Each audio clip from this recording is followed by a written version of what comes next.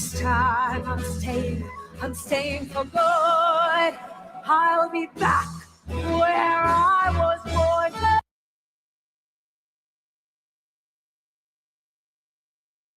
We can't hear you. Amazing video with Lana today talking about Broadway. So Lana, can you just tell us about this video and what we're going to be getting into today? Yes, so this is the first in a short series that I'll be doing on Broadway, the financials behind it, investing, and all of the other entry level and a little bit more deeper level things that have to do with getting involved in the live arts entertainment industry. A lot of this stuff will be referring to strictly Broadway. However, there are many other avenues to invest in Broadway other than just like being in New York or being in a location where they're showing live theater, which I will get to later, hopefully. But other than that, yeah, let's get started. I guess let's move on. First thing we're going to look at is on our top one right here, correct? Yeah, can you make that full screen for us? Yes. Give me a second. 1 second, guys. Here we go. So first, I wanted to define what is Broadway, and this is not an exhaustive list whatsoever, but these are some of the core things that you will need to know. So Broadway is any theater venue in New York City that is located between two specific streets, with the exception of one of the theaters, which is actually located all the way up on 62nd, I believe, near Lincoln Center. They all have to be members of a specific league, and on top of that, they all have 500 plus seats. So if the venue does not have over 500 seats, it is not considered Broadway. There is also off-Broadway, which is any performance venue in the 5 boroughs of New York City with between 100 and 499 seats that is showing live performances. So those two definitions already do seem kind of broad, because then you could argue, hey, does that include Palladium Times Square? Does that include music venues? Would that include Madison Square Garden? The answer is no. A Broadway theater must be certified by their board and to be a Broadway theater. And they have to be showing live theatrical performances, or in some cases, special events. They also have specific unions that regulate what does and doesn't count as a job that's part of the Broadway union and equity. So for instance, they need to have people who are part of the lighting crew, who are back of house, front of house, and all of them are part of different unions that are under Broadway's umbrella. And then there is off Broadway, which is any theater with under 99 seats. And that is mostly within the borough of Manhattan, but it can be any of the 5 boroughs. But typically they will not refer to themselves as off Broadway. And once again, not every single theater considers themselves in any of these categories, because they may only show special events and things like that. 1 second. No problem. And how? Okay. I'm just trying to get the name of the union here. So yeah, they have to just be approved by the Broadway League. That was the name of the union I was thinking of. The geography does matter, but as I've said, most of the time it's in that specific radius that's being shown, but not necessarily, as with Lincoln Center. So the oldest is from 1903. That's the Lyceum. They do renovate these over the years, which is very, very crucial, because some of these houses, the Broadway theaters, are considered more desirable or less desirable based on how modern they are, how recent they've had renovations, and who owns them. So for example, if someone wants to put on their show at the Court Theater, which actually recently got renamed to the James Earl Jones Theater, that is one of the older theaters, and only recently has it become a desirable theater, because now it has the modern amenities backstage, whereas beforehand there was a lot of issues getting modern machinery to work backstage because of how old the theater was. There were also sometimes issues with the seating space, as in with the Golden Theater, which is another very old theater. The seating spacing in the upper levels makes it so there's no leg room. And there is one specific case of the Ambassador Theater, which has been playing Chicago for over 30 years. And Chicago is, yeah. Chicago specifically is able to stay at the Ambassador Theater, partially because they have a unique layout where their backstage and their actual front of house is in the shape of a triangle rather than a rectangle, which makes their theater one of the least desirable theaters in the Broadway district, thus having some of the lowest rent. And on top of that, all of their amenities are older because they have not been vacant since like the 1990s, I believe 1995. But in general, there is 41 Broadway theaters that are registered with the Broadway League, and there's approximately 85 off-Broadway theaters, which, as I've said, is a very vast distinction. So, and off-Broadway theaters can even be at colleges. They can be privately owned, publicly owned. Some of them show Broadway shows to smaller audiences to get a feel for, hey, is this show going to be successful? Does this show fit into a space? Are the actors safe while performing the show? And then after they run for, say, a few weeks or a few months in that off-Broadway space, they will move on to a Broadway theater. One of the recent examples that I can think of, which we will talk about later in this video, is Merrily We Roll Along. They showed off-Broadway at the New York Theater Workshop back in earlier in the 2020s, I believe in 2022, 2023 area. And following their closure, they had some good financial success. They were able to get a ton of investors, and they were able to bring that show to Broadway. Now, after off-Broadway theaters in that 100 to 500 capacity section, there is off-Broadway, which is just hundreds of theaters realistically, because that's 90, any theater with under 99 seats. As I've said, a lot of colleges and nonprofits own those style of theaters. But for the 41 Broadway theaters, who owns them? So this graphic is slightly out of date, but the Schubert organization owns the most theaters at 17.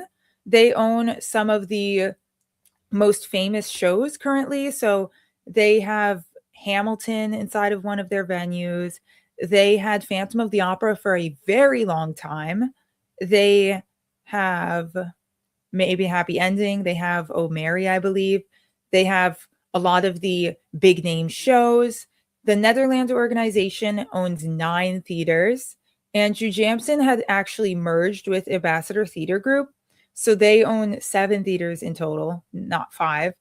And their main hits would be the Harry Potter live stage show, which we'll have some mentioning later.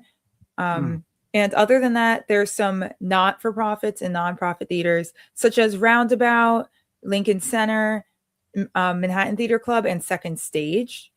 And the 2 others that I did not name, which is Circle and the Square, that is a school that owns a Broadway theater. They are a unique situation. They're a theatrical school. And Disney Theatrical Group, which owns the theater, the New Ambassador Theater, which I believe right now is playing Aladdin. And it's basically just Disney, but a different branch of Disney. The longest running Broadway show of all time is Phantom of the Opera. And I believe it's currently being trailed by Lion King. Phantom of the Opera has closed, but Lion King is still open and might actually make it to get that #1 title. So that will be interesting to see in the upcoming years. Now, a lot of the theatrical hits, those long runners, those are where the big profits are to be made. And it's very desirable for theater owners to have these long running shows in them. Because if a show closes, there is no longer a show paying the rent. They are no longer getting royalties. They are simply owning this huge piece of land right on Times Square. And the longest running off-Broadway show is the Fantastics, which I actually think might have been topped by another show called Perfect Crime. Perfect Crime is this like one-woman show that has been showing for years upon years in the off-Broadway space. There are a lot of different opinions circulating around Perfect Crime, but generally it is not that good of a show from what I understand. But I have not seen it, so I don't have an opinion, I guess. But so not nonprofits versus not-for-profits. So most of the theaters that are operating in Broadway are nonprofits, which is they are able to subsidize their tickets as being a charitable organization.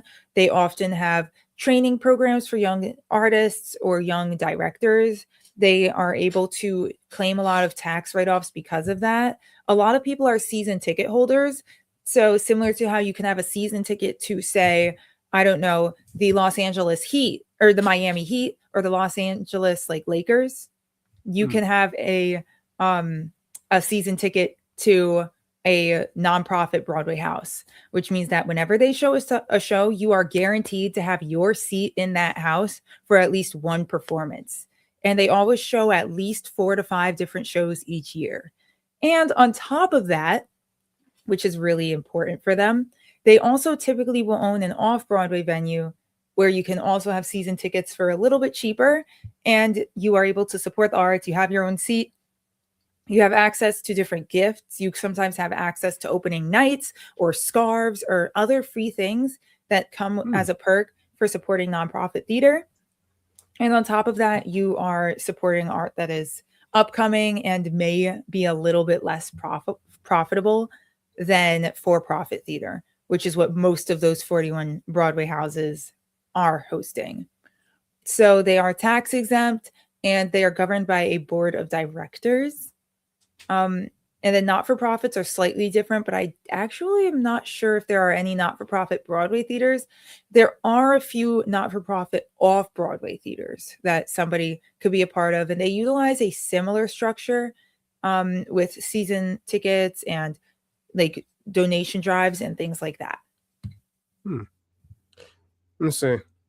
You want to go to the next one or scroll down? Yeah, we can go to this one. Yes. Okay. So investing in theater is a risky thing. It is definitely something that has a fair amount of regulation around it as well. But it can also be rewarding and in a lot of cases a way to build community for people. So investing in theater means you have a passion and appreciation for the art and are willing to do your research. You've seen a lot of shows or you desire to see a lot of shows either in your community or in New York, because it is also possible to invest in theatrical shows that are, say, on the road on tour or on the road on tour, community theaters. There's so many other theaters that are not just Broadway. And as I said, off-Broadway has hundreds of houses, and so does double off-Broadway. Oftentimes, though, the standard theatrical investor has an established portfolio and is looking to diversify their assets. That is because of the risk that is involved in undertaking a show, because if the show tanks, oftentimes there is a chance that you are tanking in more money as well. So you have to have a high risk tolerance and be willing to say, hey, this is what happened with this show that I invested in, and own it. Not own the physical show, of course, but own that you were an investor in that show. Your name will be publicly listed oftentimes. It's hard to disconnect yourself from it. So I would say, for example, last 2 seasons ago, there was a show called Maybe Happy Ending that was running at a loss for over 4 to 5 months before becoming a hit. That is a case that happens often enough that without a high risk tolerance, it is certainly a thing that I would not suggest participating in. Interesting. So if you're burning that amount, you must have a lot of very faithful donors. Very faithful. Yes. I mean, also a lot of personal relationships come into play, of course. There's a lot of just kind of, sometimes it is truly about the passion or belief in a specific project, which I will get into a little bit later. Actually, if you go to the next chart, which is that wavy little graph, it's a little bit small, but hopefully we can see it enough. So that is, yes, A little further up. Yeah. So that is the Broadway grosses for a show called Tammy Faye. Tammy Faye ran in the fall of 2024. It had, I believe, over 30 investors involved. It had a lot of people involved, and it was a financial failure. It, as I said, it only managed to run for the fall. Typically, a Broadway show is aiming to run for years, and they had made at their peak, which was during their opening week, $550,000 in 1 week, which that sounds like a lot of money. However, the production costs for musicals are so high that typically it will take over $550,000 per week to keep a musical running, unless it is something like Chicago that is in an undesirable location, or something with lower cost sets or a lower cost cast. Tammy Faye in specific had a lot of donors who believed in the show because they liked Elton John, or they liked the financial or the faith component of the show. It was tied to a very famous I guess like soap opera-esque religious figure from the 80s and 90s, Tammy Faye Baker, who's related to Jim Baker. However, the show was dead on arrival. There was no way that they were able to make their money back, and they closed even before Christmas. Yeah. Yes, which is the busy season typically. And if you scroll down just a little bit more, you'll see that graph below. Musicals in 2011, not accounting for any inflation at all, it took $590,000 each week to operate a musical on Broadway. If a musical is making anywhere below that amount of money, it is losing money and running at a loss. And typically, shows will compensate by giving out paper tickets, comp tickets, or trying to gather more reviews from, say, the press or audience word of mouth to be able to continue running and find people who believe in the project and want to attend more and spend more money on their merchandise and things like that. But that typically will not help them at all. Or it can sometimes, but typically will place them further down into the hole unless word of mouth really spreads. There has been a recent trend in the 2020s where plays are having a huge renaissance because they cost less to run. It's only $300,000 per week, approximately. Again, this chart is from 2011, so this is not accounting for inflation, but it is typically easier to hit that mark of 300,000 each week from audiences, because even if less people are attending plays, sometimes they are spending more per ticket. They're attending the play more often, or they are buying the merchandise affiliated with it, such as tote bags, mugs, or like shirts, or the script itself, which is typically sold at both musicals and plays, but the musicals often don't get a lot of attention on their scripts because they are to be experienced musically. I see. So the merch, I think I've been to one when I was a kid, but typically like the merch sales is like after and before. Like, is there like a, or what do you call it, interim, like that break time? Yeah, I mean, during like the interval, you can absolutely get your merchandise before the show, after the show, and sometimes online.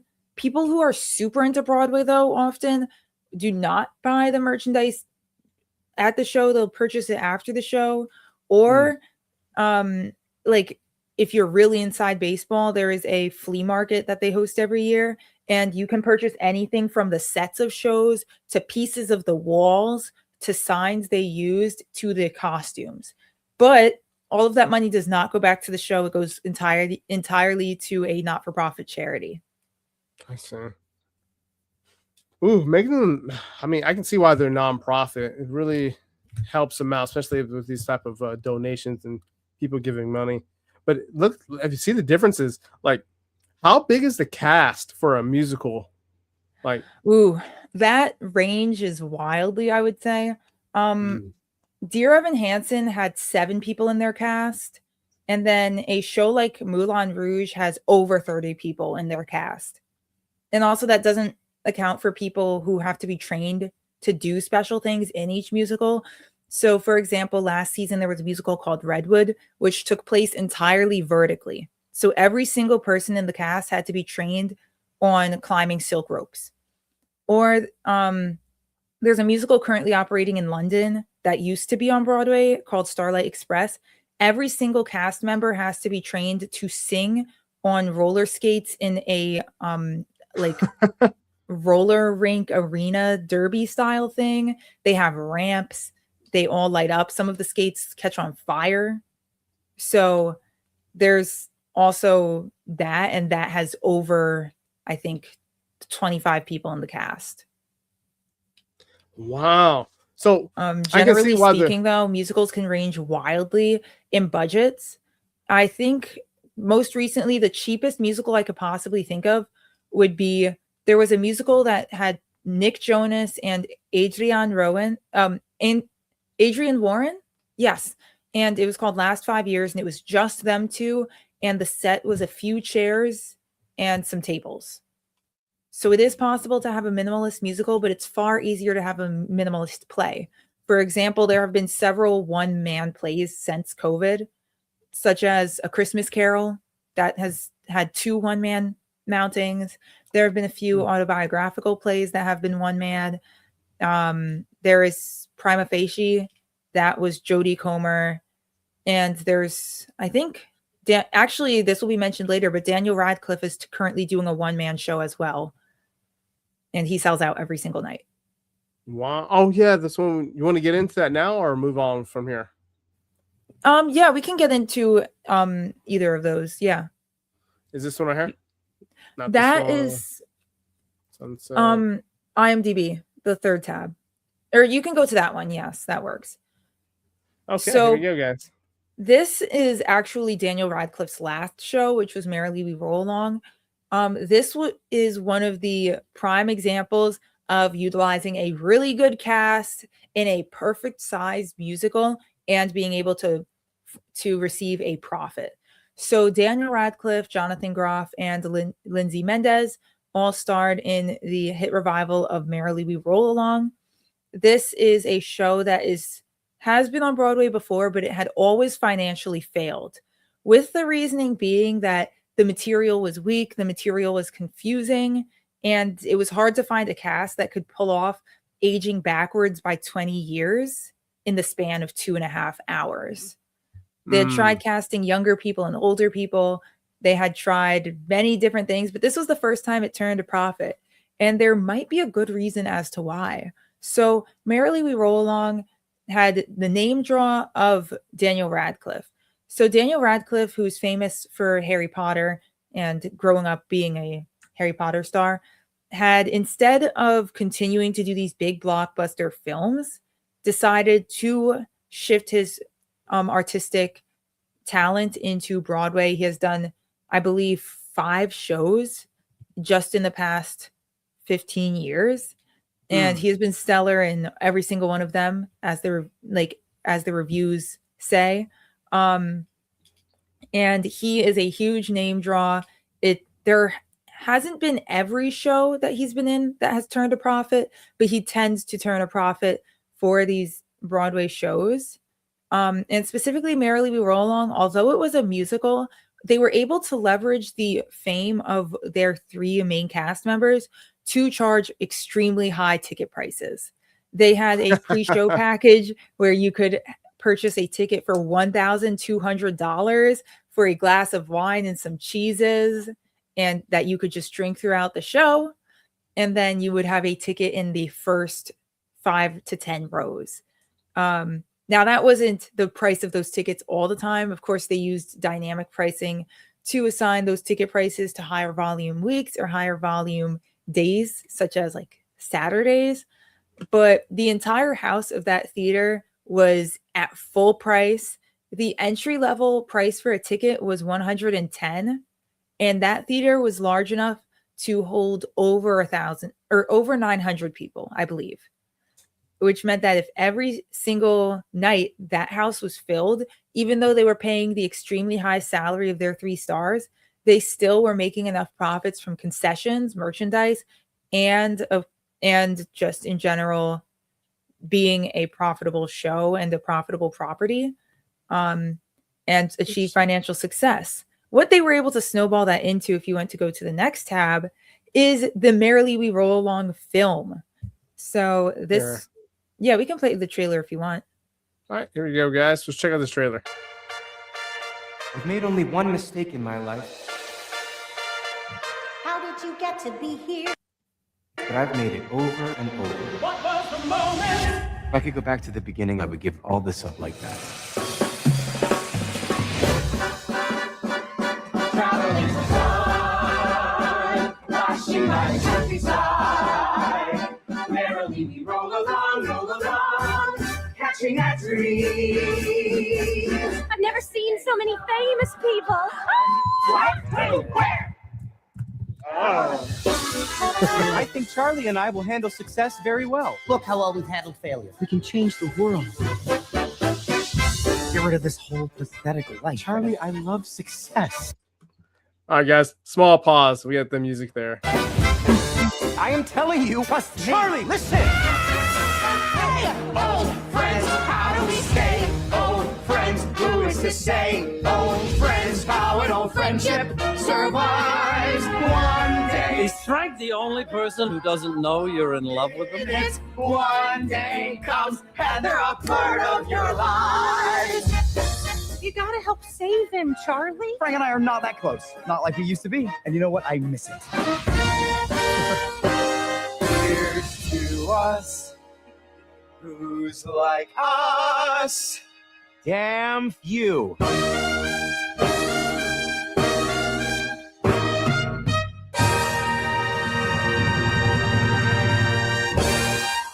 Oh, it actually seems like a lot of fun. Yes, wow. it also had a super compelling story, in my opinion. I did end up able to see it. 20 years of a group of 3 friends told completely backwards, and it's the story of how all 3 of them drifted apart in the name of moral values and money. One of them becomes a super successful rich superstar. The other is rich but stays humble, and the other one falls flat on their face trying to keep up with the other 2. So certainly there's lessons to be learned, and I feel like it's possible for someone to see themselves in at least one of those 3 characters. But yeah, following the success of the Broadway show that paired with it, they had turned Merrily We Roll Along, the stage show, into a film, which further generated profits after they closed, without requiring the actual actors themselves to continue showing up every single night. So this completely removes their overhead running costs, although it does add the overhead of actually filming it. It did have a theatrical release. I'm not sure how well that theatrical release did, and it is being released on Netflix just this week, I believe. So there is a chance to watch the show online if you get the chance. Yes. Yeah. Let's see. We talked about Harry Potter. Oh, this is a show Yeah. right here. Yeah, I would say actually go to actually that works. Yeah. So another way that shows make money is through licensing. So Sunset Boulevard was not filmed this past season, but it was another huge musical revival that had a lot of buzz around it. To my knowledge, it did not turn a profit on Broadway despite being a musical with a very minimal set and a big star in it. This means that, of course, it is not always guaranteed to turn a profit if you have a big star and a minimalist set and things that keep your costs down, because it is a risky business. Of course, it is a risky investment, but the payoff can be huge, especially if you like the arts. But another way that Sunset Boulevard has been turning a profit both before and after its most recent revival has been through licensing. So what licensing is that basically any community theater groups or people who want to perform Sunset Boulevard themselves for money or for a private organization can, and they pay a licensing fee to a organization who gives them the rights to perform Sunset Boulevard at their local theater. It's really great because it helps spread the name of the show. It brings attention to it, and sometimes people will leave and say, hey, I want to put that on at my theater too. Or they will listen to the cast recordings and provide royalties through Spotify. And And also it can help spread the news of the composer. Although in this case, Andrew Lloyd Webber is a extremely famous composer. He composed Phantom of the Opera. He does not need any more visibility than he already has. Or I guess maybe he can. I don't know. Yeah, but as you can see here, Sunset Boulevard is based off of another property, which is the film Sunset Boulevard from 1927. It's a black and white film. As you can see, as Andre highlights the history of this show, it did turn a profit in the 90s. It did not do that in the 2020s because of the rising production costs. Hence why I continually say the disclaimer that those production costs are from 2011. It has been 15 years since 2011. So costs have definitely risen. But a lot of the more famous, the shows that do well in licensing are either very great at being targeted towards children or won a lot of rewards and went on tour. So something like this, Sunset Boulevard, is a very well-known property. It went on tour. It has a lot of things going for it. And something like Merrily, I mean, actually, I don't think it went on tour, but it's by another famous composer and has a lot of accolades behind it despite having its initial struggles. An example of something that has done really well in the licensing space, despite doing not so good on Broadway, would be the SpongeBob musical. The SpongeBob musical is one of the most frequently licensed musicals in the 2020s right now. Yes, there is a SpongeBob musical.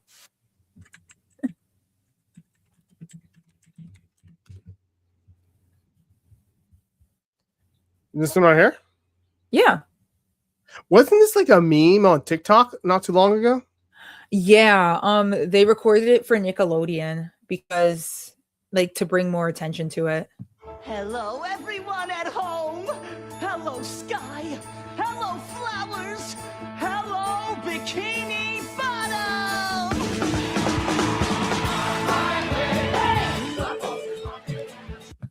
Oh wow, that's Yeah. crazy. Oh, this is A lot- okay. That's on the kids app. I'm happy I paused it. Yeah, a lot of schools do that production because it's very kid friendly. And even though this looks elaborate, it is surprisingly easy to stage because a lot of the children know SpongeBob, I guess, and like are willing to buy the outfits and are willing to kind of go all out for it. I think recently there was a school a few towns away that had SpongeBob the musical playing. And I didn't go to see it, but it was one of their most popular productions in years, from what I understand, because people just love SpongeBob as a property, and it being a musical worked, at least for licensing purposes. SpongeBob as a musical does not work as well on Broadway because it was super expensive to mount. It was super immersive. They turned the entire theater into the sea, so the entire ceiling was blue. There was bubbles and everything. And they were also in a less than desirable theater because it was a little bit too big of a theater, A, and B, it needed renovations desperately. The moment that SpongeBob closed, they started doing renovations on the theater. That the theater as it was before no longer exists. It is still counted as one of the 41, but it is not, I believe it doesn't have the same amount of seats. The seats were upgraded and it was lifted over 30 feet in the air.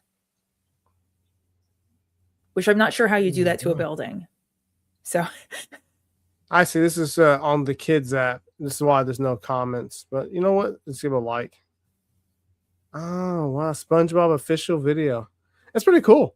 I've never seen a SpongeBob play, but I mean, if you have kids and stuff, it seems like a lot of fun. yeah, there's a lot of child-aimed musicals, surprisingly. Of course, there's the stuff you would think of, like Aladdin and Lion King, but there's also some stuff you wouldn't think of, like The Addams Family has a musical. There is, trying to think, there's Cinderella you would think of, I feel. But there's a lot of child-aimed stuff. Oh, Stranger Things. You see? There's a Stranger Things play.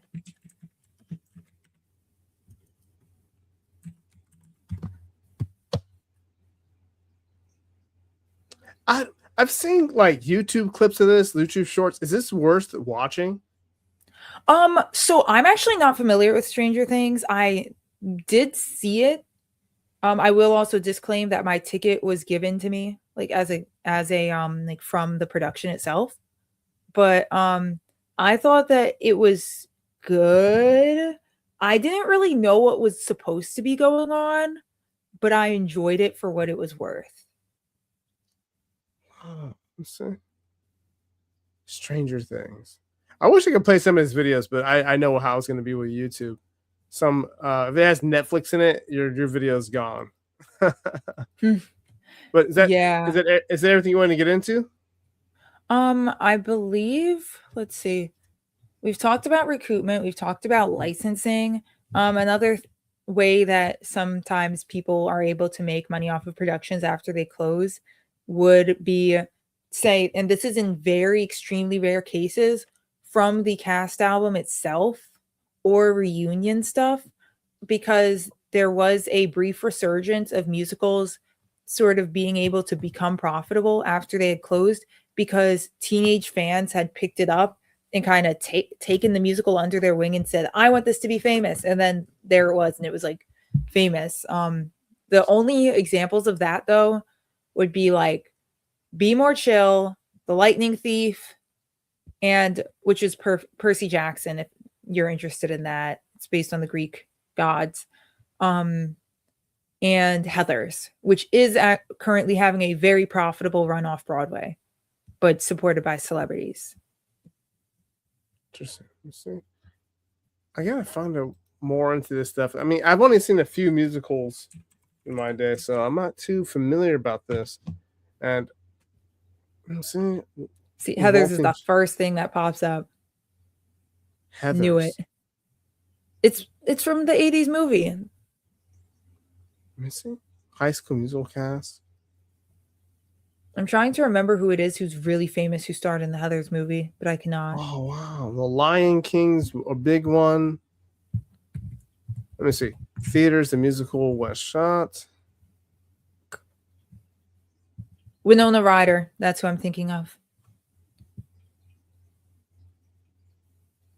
Bikini Bottom. I see. So there's some. I mean, it's interesting to watch them more for entertainment value, but investing into this is going to be a little bit difficult. It's a little bit of an uphill battle. I mean, of course, there's things like there's sometimes is crowdfunding, but the last example of crowdfunding I can think of was Godspell. Otherwise, the best way if you want to invest in the arts or theater would be to find your local theater and invest in getting that show mounted and maybe making some profits off of those ticket sales. Yeah, I mean, it's an uphill battle. I mean, even if like I know my part on this is gonna be a little bit obscure, a little bit difficult because I can only put it towards movies. But I mean, if you guys can find private websites to get into funding, here's one.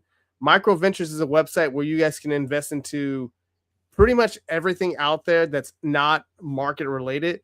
It is risky, guys. I've been burned several times on these things. Like, it's just how it is. Like when you have stuff like EV solar kits to certain movies that I've been personally invested in, different type of energies or cannabis stores.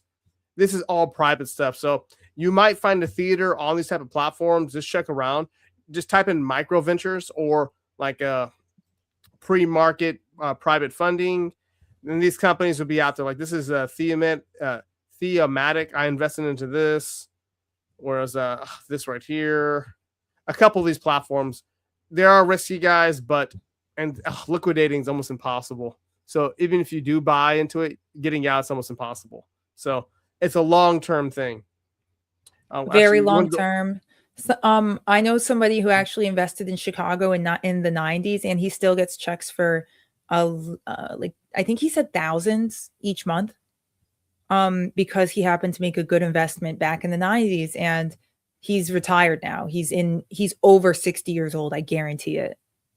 And you're still able to make money for that long if you're able to find a hit to invest in and believe in it. But if you do not know if something's going to be a hit, or you don't have faith in it, it is not recommended to invest in it, because even though you could have long-term rewards like a few $1,000s every few months, you could lose thousands, if not 1 million easily, such as in the case of Tammy Faye, where every single investor lost most, if not all of it. Where's that at? Right here. Oh, I should pass it up. Give me a second. Yeah, it happens, guys, and That was I've been the a part red of it. chart. Yes, red chart. Yeah, losing money is, oh my god, just gotta be careful about that stuff. But the other thing about we're going to talk about, guys, is make sure you guys go to the oh my god, where did I put it at? Playlist posts. Go to posts, guys. Give a massive welcome to our new co-hosts to the channel, Lana, Madeline, and Diana. Still looking for 2 more co-hosts to see if they can open slots. We have a couple slots open for this week. I believe, like, was it 3 or 2 for this week? Something like that. But if you guys want to be a co-host, let me know. And also, guys, our schedule coming up for the week. We got today's video, absolutely amazing. It's actually new, completely new to me. Like, I did not know half the stuff when it comes to Broadway and also investing. But tomorrow, our big video, Oliver Valles. I know you guys been waiting on it. We'll be doing this tomorrow. And the day after that, we're going to have Clavicular. And then we're going to be doing her trading journal. This is going to piggyback from the week prior with Doyle Exchange. We're going to knock out those 2 videos out. And this, if I have time, I can do them on the same day, but they're connected. And then we'll be doing this with Lana on Twitch and Kick for Clavicular. This will be solo myself. This will be Clavicular. And I'll be adding some other videos in there. They're going to be reactions and stuff like that. But it's going to be a lot of fun, guys. Please sign up to be a member. Helps out the channel, helps the co-hosts get paid. And if you want some merch, check out the merch, guys. I'm adding new t-shirts and, cycling things through to see if you guys like it or not.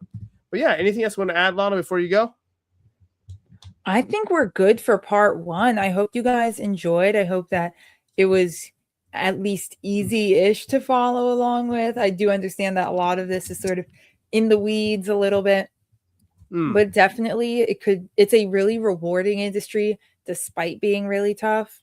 And even if you don't want to get into the industry, it's certainly always a good idea to kind of support the arts in your community. Or I guess find ways.